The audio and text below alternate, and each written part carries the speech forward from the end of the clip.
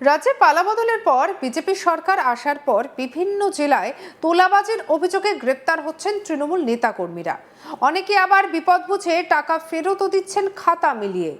যদিও টাকা ফেরত দেওয়ার পরও মানুষের ক্ষোভ যে খুব একটা কমেছে, বিষয়টা কিন্তু এমনটা নয়।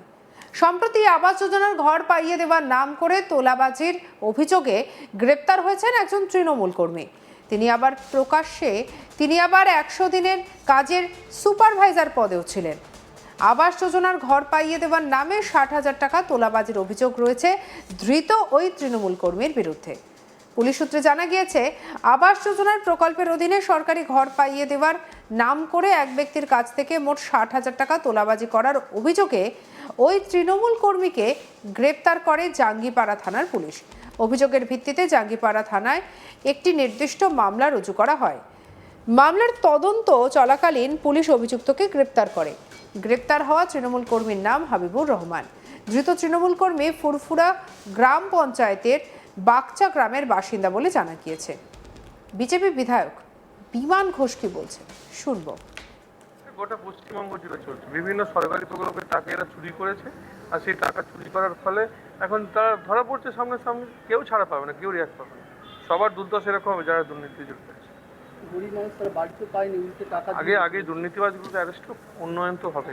আগে শুদ্ধিকরণ চলছে, তারপরে উন্নয়নটা আসছে। এটা গোটা পশ্চিমবঙ্গ জুড়ে চলছে, বিভিন্ন সরকারি প্রকল্পের টাকা এরা চুরি করেছে, আর সেই টাকা চুরি করার ফলে এখন তারা ধরা পড়ছে সামনে, কেউ ছাড়া পাবে না, কেউ রিয়াক্ট পাবে না। সবার দুর্দশা এরকম হবে যারা দুর্নীতি জড়িত আছে। গরিব মানুষ তারা বাড়িতে পায়নি, উল্টে টাকা আগে দুর্নীতিবাজগুলোকে অ্যারেস্ট হোক, উন্নয়ন তো হবে।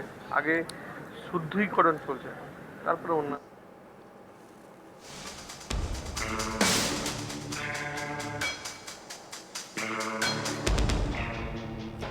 আমাদের কলিগ পার্থ রাহা কি তুলে ধরলো তার রিপোর্টে দেখব। আবাসের ঘর পাইয়ে দেওয়ার নামে দুর্নীতি, আর সেই দুর্নীতির দায়ে গ্রেপ্তার করা হচ্ছে একাধিক তৃণমূল কংগ্রেস নেতৃত্বকে। হুগলির বিভিন্ন জায়গায় কিন্তু সেই ছবি ধরা পড়ছে। অর্থাৎ আবাসের যে ঘর, গরিব মানুষকে যে সরকারি প্রকল্পের টাকায় বানিয়ে দেওয়া ঘর, সেই প্রকল্পেতেও দুর্নীতি হয়েছে তার ছবি সামনে আসছে। হুগলির যে জাঙ্গিপাড়া রয়েছে, সেই জাঙ্গিপাড়াতেও কিন্তু এবার দেখা গেল একই দুর্নীতির চিত্র। আবাসের ঘর পাইয়ে দেওয়ার নামে কিন্তু তোলাবাজির অভিযোগ উঠছে এক তৃণমূল নেতার বিরুদ্ধে। তিনি ওই এলাকায় যে পঞ্চায়েত রয়েছে ফুরফুরা গ্রাম পঞ্চায়েত, সেই ফুরফুরা গ্রাম পঞ্চায়েতের 100 দিনের যে কাজ হয়, সেই কাজের কিন্তু সুপারভাইজার হিসাবে নিযুক্ত ছিলেন। একাধিকবার তার বিরুদ্ধে কিন্তু অভিযোগ উঠেছিল, কিন্তু তৎকালীন সরকার কোনো রকম তার বিরুদ্ধে ব্যবস্থা নেয়নি, এমনটাই কিন্তু অভিযোগ করছে বিজেপি। হুগলির যে ফুরফুরা গ্রাম পঞ্চায়েত রয়েছে, সেই ফুরফুরা গ্রাম পঞ্চায়েতের বাকচা বলে গ্রাম রয়েছে, সেখানকারই কিন্তু ঘটনা, যা আমরা পুলিশ সূত্রে জানতে পারছি যে এক ব্যক্তির অভিযোগের ভিত্তিতে এই দিন হাবিবুর রহমান নামে এক ব্যক্তিকে গ্রেপ্তার করা হয়েছে। তার বিরুদ্ধে অভিযোগ, তিনি আবাসের যে ঘর, সেই আবাসের ঘর পাইয়ে দেওয়ার নামে কাটমানি তুলেছেন বা তোলাবাজি নিয়েছেন, এই মর্মে কিন্তু এক ব্যক্তি অভিযোগ করেছেন। তার ভিত্তিতেই কিন্তু তাকে এদিন গ্রেপ্তার করে পুলিশ। বিজেপি সূত্রে এটা জানানো হচ্ছে যে দিকে দিকে এই আবাসের যে ঘর, এই ঘর পাইয়ে দেওয়ার নাম করে সাধারণ মানুষকে প্রতারিত করেছে তৎকালীন তৃণমূল কংগ্রেস সরকার। কারণ সাধারণ মানুষকে, গরিবকে ঘর পাইয়ে দেওয়ার জন্য কিন্তু কেন্দ্র সরকারের থেকে টাকা আসতো। সেই যে প্রকল্প, সেই প্রকল্পতেই দুর্নীতি করত এই বর্তমান যে রাজ্য সরকারের তৃণমূল নেতৃত্ব ছিল তারা। অর্থাৎ তৃণমূল নেতৃত্বের বিরুদ্ধে ওঠা অভিযোগ কিন্তু যে কতটা ভিত্তিপূর্ণ তা কিন্তু বিজেপিরই যারা রয়েছেন তারা কিন্তু বুঝিয়ে দিচ্ছেন। কারণ এই যে প্রথম আবাসের নামে দুর্নীতি, তার ছবি সামনে আসছে না, একাধিকবার কিন্তু এই আবাসের দুর্নীতির নামে ছবি সামনে এসছে। গতকাল দেখেছিলাম হুগলির যে দাঁতপুর রয়েছে, সেই দাঁতপুরেও কিন্তু তৃণমূল পঞ্চায়েত সদস্য, তাকে গ্রেপ্তার করেছে পুলিশ। অভিযোগ তার বিরুদ্ধে একই, যে আবাসের যে ঘর, সেই আবাসের ঘর পাইয়ে দেওয়ার নামে তিনি এক মহিলার থেকে টাকা নিয়েছিলেন, কিন্তু সেই মহিলাকে আবাসের ঘর পাইয়ে দিতে পারেননি, বা সেই মহিলা এখনও পর্যন্ত তার যে বাড়ি, সেই বাড়িতে রয়েছেন, আবাসের কোনো ঘর পাননি। তারপরে ওই মহিলার যে অভিযোগ, সেই অভিযোগের ভিত্তিতে কিন্তু পুলিশ, দাঁতপুর থানার পুলিশ সেই পঞ্চায়েত সদস্য আনন্দকে গ্রেপ্তার করেছে।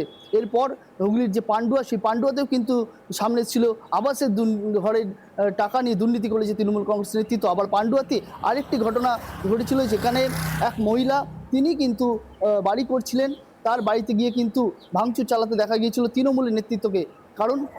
কারণ একই যে তারিণী যখন বাড়ি করছেন, সেই বাড়ি যখন করছেন তাকে কাটমানি দিতে হবে তৃণমূল কংগ্রেস নেতৃত্বকে।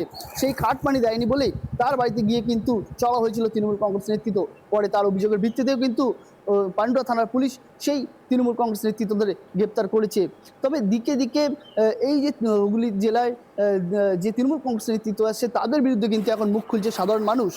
বিজেপি যেটা দা বলছেন যে এতদিন রাজ্যে একটা ভয়ের পরিবেশ ছিল, কারণ রাজ্যে তৃণমূল কংগ্রেস যে সরকার ছিল তারা কিন্তু, তার যে দলীয় নেতৃত্ব ছিল তারা কিন্তু মানুষকে ভয় দেখিয়ে রাখতো।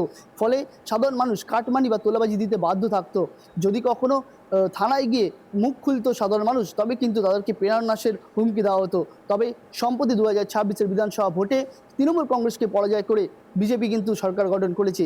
এরপরই কিন্তু রাজ্যের আইনের শাসন প্রতিষ্ঠা হচ্ছে, এমনটাই জানাচ্ছে বিজেপি। কারণ পুলিশকে তারা ছুট দিয়েছেন মুখ্যমন্ত্রী শুভেন্দু অধিকারী, তাকেও কিন্তু বলতে শোনা গেছে, বিজেপির যিনি রাজ্য সভাপতি তাকেও কিন্তু বলতে শোনা গেছে যে শ্রমিক ভট্টাচার্য, তিনিও বলেছেন যে পুলিশ কোনো রং দেখবে না। দুর্নীতি যদি তৃণমূল করে, বিজেপি করে বা সিপিএম কংগ্রেস, কোনো রকম রং দেখবে না। যিনি দোষ করবেন তাকে উপযুক্ত শাস্তি দেবে পুলিশ প্রশাসন। এই যে বক্তব্য, এই বক্তব্যের পরে কিন্তু দেখা যাচ্ছে যে দিকে দিকে তৃণমূল কংগ্রেসের নেতৃত্বের বিরুদ্ধে কিন্তু অভিযোগ করছে সাধারণ মানুষ। কোথাও আবাসের যে টাকা সেই টাকা লুটের অভিযোগ উঠছে, কোথাও আবার 100 দিনের কাজে দুর্নীতির অভিযোগ উঠছে।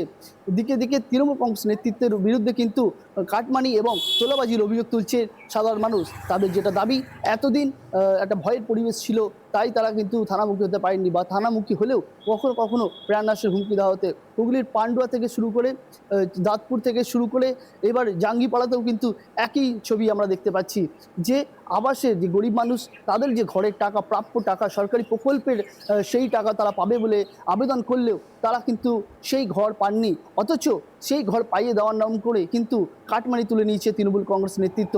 এই যে ঘটনা, এই ঘটনা সামনে আসতেই কিন্তু রাজনৈতিক তরজা বেড়ে গিয়েছে। হুগলির যে জাঙ্গিপাড়া রয়েছে, হুগলির জাঙ্গিপাড়ার 100 দিনের কাজের যিনি সুপারভাইজার রয়েছেন, অর্থাৎ ফুলফুরা গ্রাম পঞ্চায়েতের জাঙ্গিপাড়া বিধানসভার অন্তর্গত এই ফুলফুরা গ্রাম পঞ্চায়েত, এই ফুলফুরা গ্রাম পঞ্চায়েতের যিনি 100 দিনের কাজের সুপারভাইজার ছিলেন, তিনি কিন্তু বাকচায় এক ব্যক্তির থেকে তোলাবাজি করেছেন, কারণ তাকে আবাসের ঘর পাইয়ে দেবেন। এমনকি 60,000 টাকা তোলাবাজি করেছেন বলেও কিন্তু আমরা সূত্র মারফত জানতে পাচ্ছি। তবে এই যে আবাসের দুর্নীতি দিকে দিকে ছবি সামনে আসছে, সাধারণ মানুষ যে প্রকল্পের টাকা, তাদের নিজে হকের টাকা, সেই টাকা নিতে গেলে তৃণমূলে তাদের এত কাটমানি দিতে হতো, তা কিন্তু স্পষ্ট করে দিচ্ছে বিজেপির এই যে অভিযোগ করছেন এই অভিযোগগুলো থেকে। তবে সাধারণ মানুষ যেটা বলছেন যে এই যে বর্তমান সরকার এসছেন, এই সরকারের যে প্রকল্পগুলি রয়েছে সেই প্রকল্পে তারা আবেদন করবেন এবং তাদের প্রাপ্য যে অধিকার তারা যেন বুঝে পায়, সেদিকে যেন নজর দেয় এই বর্তমান বিজেপি সরকার। সঙ্গে রাখুন আজ তাক বাংলাকে সাবস্ক্রাইব করতে ভুলবেন না।